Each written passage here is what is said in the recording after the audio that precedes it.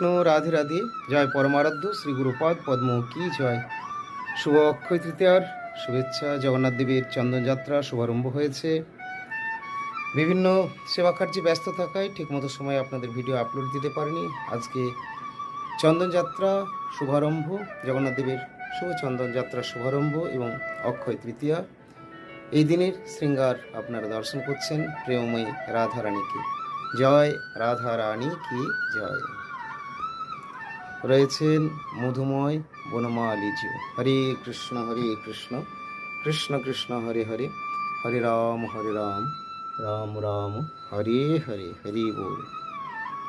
Radhe Radhe.